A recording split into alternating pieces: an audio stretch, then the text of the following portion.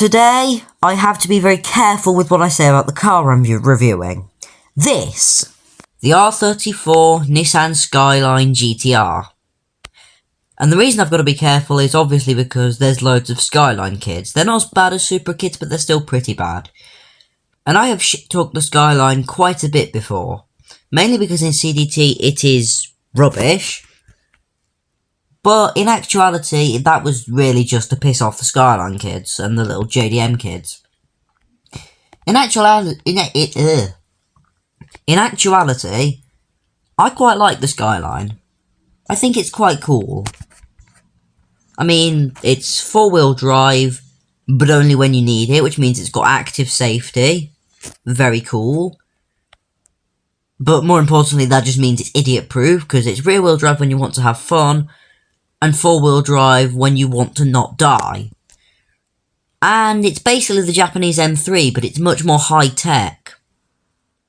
I don't think that this car deserves a lot of the hate that it gets. I think the hate is just brought upon by the little 4-year-olds that think it's the best car in the world. Which I will say once again, there are less of than those that think the Supra is the best in the world. Which gives me a sigh of relief, because in actuality I've just hated the Supra all the time. Whereas this, I've liked it for a while. There's 3 main generations of Skyline GTR. There's the R32, which I think Paul Walker owned one of. Nice. There's the R33, which is forgotten, and there's the R34, which would probably be forgotten as well if it wasn't for Fast and Furious. In fact, the R32 would probably be forgotten as well if it wasn't for Fast and Furious. But, to be honest, they haven't been my favourite ones. I really like the R30s, so like the 2000 GTR. The classic ones. These ones are cool because they're childish cool. The old ones are cool because they're classy cool. So, take your pick. Childish or classy. I think today I'm in quite a childish mood. So I'm taking along these fake toge roads in a Japanese saloon with 276 horsepower. Or at least, that's what they think. Back in the 1980s, all Japanese car makers, made a deal that none of them would make a car more powerful than 276 horsepower. All of these Skylines came with hand-built engines, I believe. Which means that, not many of them actually developed 276 horsepower. Some of them developed less. Some of them developed far more. Which may have been intentional, may have not been. I feel like probably was intentional. Because, of course, this was from back when Nissan were still relatively cool. They had the 300ZX, and they had this. Life was good. And then they killed its production, replaced the 300ZX with the awful 350Z, and then just pretty much died off as a brand until the GTR name came back in 2007 for the R35. And all was improved. I'm not going to say well again because it really wasn't. Look at it go. As is fitting for a GTR, I am driving this one fully tuned, like all other cars from now on are going to be in dealership Tycoon. Let me just turn around. And it goes pretty quickly. Gear ratios could probably do with a little bit of lengthening low down. They're nice and snappy, but I think it would be better for them to be longer. And then it does 214 miles an hour. Which is rapid. Especially for a 25-year-old car. God. And it's a 25-year-old saloon. Made by Nissan. Really sounds impressive, don't you think? You just haven't driven it yet.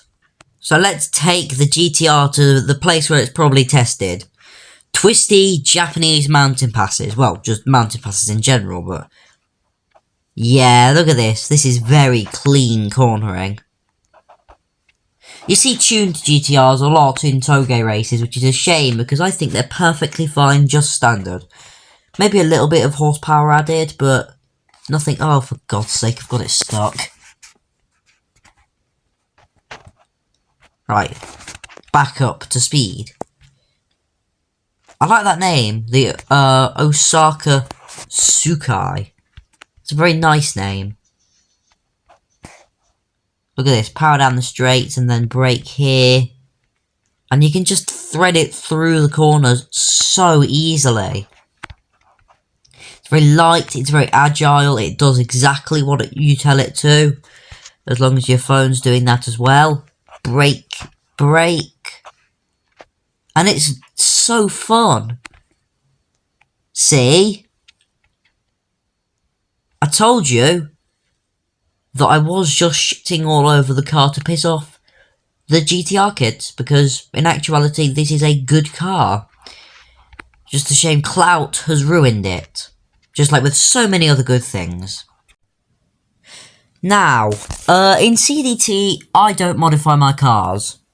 Apart from putting the body kits on it. But in Dealership Tycoon, you can swap the wheels from other cars, well, any other car in the game, even if you don't have it, onto yours. So these are actually R35 Nismo GTR wheels on my R34. Pretty cool.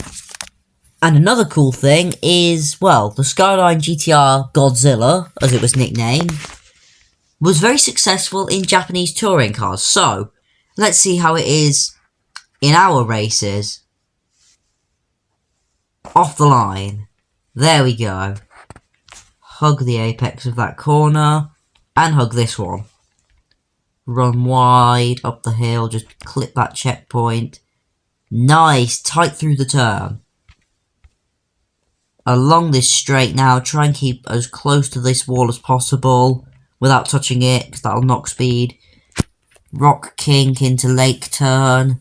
Gotta make sure you get the braking point right, otherwise you tend to go up on the rocks. 33.15 seconds. That was a fun lap, that was a clean lap, and a very fast one as well. Very good show from the R34. Maybe that's why they nicknamed it the Godzilla. I like this car. I really do. In fact, if you want a cheap Japanese, classic Japanese coupe that's fast, in fact just good everywhere, get an RX-7. To be honest. Because not only is it better accelerating, it's just also cheaper. And it's got this cool body kit, so you can fulfill your tuner things that way. And on that bombshell, thank you all for watching. I'll see you tomorrow, probably.